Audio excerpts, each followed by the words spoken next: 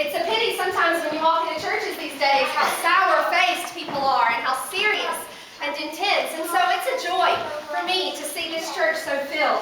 On this third Sunday of Advent, we're taking a 4-week journey as we look forward to and prepare for the birth of Jesus Christ. And I don't know if any of you have ever paid attention to what we do at the beginning of service, but this is called an Advent wreath. And Advent comes from the Latin word adventus. Can you all say that? Adventus. Yeah, that means waiting or coming. And as we get ready for the baby Jesus to be born, we light 3 purple candles and 1 pink candle. The pink one is today. It stands for joy. But those candles stand for the 4 virtues that Jesus Christ brings to the world. For hope, and for peace, and for joy, and I'm forgetting love, of course. And the white candle in the middle, does anyone know what that one's for?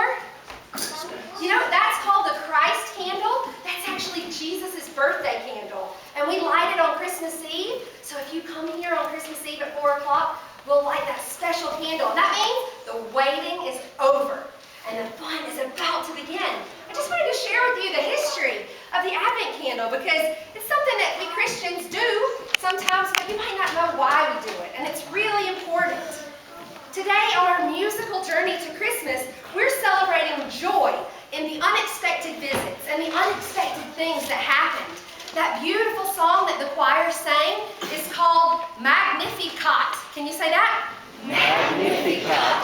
And that's the word for the song that Mary sings when she first meets Elizabeth and she first is able to take a deep breath and let down her walls and her secrets, and her soul sings for joy. Now, who knows who Mary was? Yeah, tell me.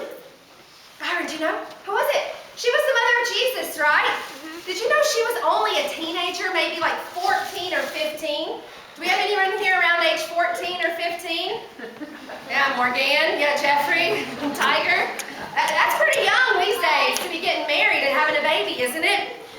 Do you remember that song we sang at the beginning of church today? Oh, come, Emmanuel. Sounds kind of creepy, doesn't it? Did you know that's one of the oldest Christmas carols around? That it was written in the 9th century, before the year 800 AD. Hey kids, what year is this year?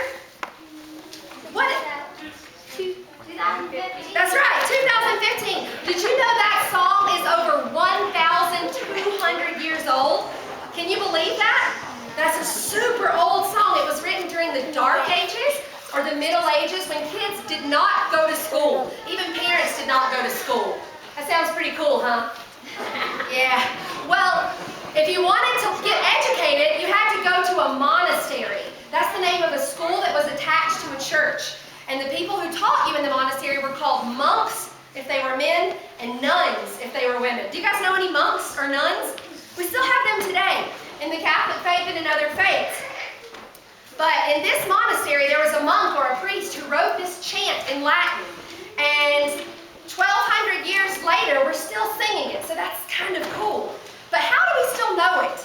Did you know back in the 1800s, there was an Anglican priest named John Mason Neal, and he found this old Latin chant and translated it into English. Now, John Mason Neal was a little bit of a troublemaker. I don't know if any of you guys know what that's like. But he lived in London, and he was really, really smart, and he was very outspoken, and he was very progressive. You'll have to ask your parents what that means. And the church wanted to silence him, and so they sent him into exile to the Madeira Islands off the coast of Africa because they didn't want his opinions to be heard. But instead of being quiet, John Mason Neal founded an orphanage and a school for girls and a refugee house for prostitutes. He was out in the public helping people, and he spent a lot of time with his nose in the books. And that's how he found this old chant. And he borrowed the tune from some French nuns who were living in Lisbon, Portugal at the time, and he published this carol in the 1850s. That's a long time ago. None of the people in this room were alive in the 1850s. But this song grew really popular in Europe and the U.S., and Neal, you know, he wasn't very highly respected, but he did something really unexpected and really cool so that we still have this carol today. Now, if you think about the Christmas story, story. Can you think of anybody who might not be very respected? We have a young, pregnant teenager. We have a father who's a carpenter. That was a good job, but it wasn't a very highly respected job, like a politician or a business owner. He was just a hard worker. And we also have this older lady. Her name is Elizabeth, and she's a relative of Mary, and she's pregnant. But it's very unexpected because she's so old that she's already given up all of her dreams of having kids. And she's kind of hiding in her house, waiting for the baby to come. So this morning in our Bible text that Mark just shared, we see these two women reunited, and they're filled with joy because Mary has walked 9 days from her home in Nazareth to be with her cousin Elizabeth. And Elizabeth is 6 months pregnant. She's got a pretty big belly showing already. And nobody can see Mary's belly yet. She's just newly pregnant. And she has this secret. Do you have any secrets? Don't tell me what they are. Do you have any secrets? Mary found out from the angel that she was going to have a baby, and then she had to keep that secret for 9 days. And she walked all by herself to her old Aunt Elizabeth's house. And she was thinking about how she was going to tell Elizabeth her secret, that she was pregnant, that she wasn't married yet, and that the baby was from God. Even that sounded a little bit crazy to Mary, and she didn't know who would believe her. And so she was scared while she walked 9 days. And she was thinking of how to tell the old lady, and as soon as she walked in the door, Elizabeth said, "Blessed are you among women. As soon as I heard the sound of your voice, the child inside my tummy leaped for joy." See, Mary didn't even have to tell her secret because Elizabeth already knew that she was pregnant, and she was so excited. The baby in her tummy was John the Baptist, and he was going to be a cousin to Jesus, and they were going to be great friends and work together. So today is all about joy in Christmas pageants, the joy of waiting for Jesus' birthday, and the joy in pregnancy and in friendship. Because Mary did not feel very blessed, even though Elizabeth said, "Blessed are you among women." See, if you got pregnant before you got married back in those days, you could be killed. It was a crime. That was not okay. And Mary was super scared to tell Elizabeth what happened. But she found this older, wiser woman, and she confided in her. And Elizabeth believed Mary and loved her and encouraged her and supported her. And I don't know about you, but I think we all sometimes need an Elizabeth in our lives. A friend that we can lean on when times are dark and we're scared, and a friend who can even carry us sometimes when we don't see any way forward. But you know, Elizabeth also needed Mary because older ladies in those days often died in childbirth. And so she was pretty scared with this 6-month pregnant belly. And she probably hid out all alone in her house. So when Mary came, she was excited. She was filled with joy. And she had someone that she could share her pregnancy with. She wasn't alone. And so sometimes we need to be Mary to other people. We need to show up for them when they're scared or when they're hurting. And we need to show some friendship and some love to other people, whether they're younger or older. Now, one last thing. The village where they met, where Elizabeth and Zechariah's house was called Ein Karim. And it still exists today in Israel. And if you go there, there's a big bronze sculpture outside the Church of the Visitation that shows these two women greeting each other with hugs and with joy in this scary moment for both of the ladies. And this reminds us that there is a paradox in blessedness. Can you say that word, kids? Paradox? Paradox. Do you know what that means?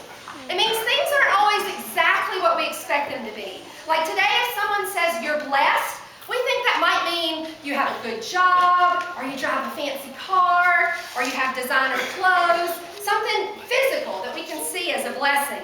But you know, when God blesses people, like God blessed Mary with the baby Jesus, some of the blessings come at a cost. Because see, God's blessings are not about ease or about comfort. Rather, God's blessings are about being part of God's work, about being accompanied by God's presence, and being used for God's purposes, especially in the faces of struggles and adversities. Ginger reminded me that tomorrow marks the 3-year anniversary of the Sandy Hook shootings in Newtown, Connecticut. And the parents of those children have started a program called 26 Acts of Kindness. I'm sure Ginger can share more information. Ginger, will you raise your hand? Ginger and Roy Palmieri are our newest members who joined the church last week. and I'm sure Ginger can share more information or you can find it online. This is a time of year when there's a lot of joy and a lot of happiness and excitement, but there's also a lot of terrible things that have happened, and we're reminded of that violence sometimes and that pain. And I know it's not always easy to look inside and to find hope, but if you think about blessing being a paradox, then joy becomes more than a feeling. Joy becomes a choice that you make. Do you think you can choose to have joy? I think so. What do you think? No matter what your life is like, if it's really good right now or you're going through some tough stuff, you can still make a choice to feel joy. And it may be hard when things are tough or when sadness washes over us like an ocean wave. But I think the flicker of a silent candle, like those ones on the Advent wreath, or the loud laughter of the children that we're probably going to hear in just a few minutes, or the support of a mentor or a friend like Mary and Elizabeth, or even a quiet moment that you might find alone in this busy season to offer up a silent prayer. In all of these things, we can see the face of God, and we can find our joy even in darkness. Amen?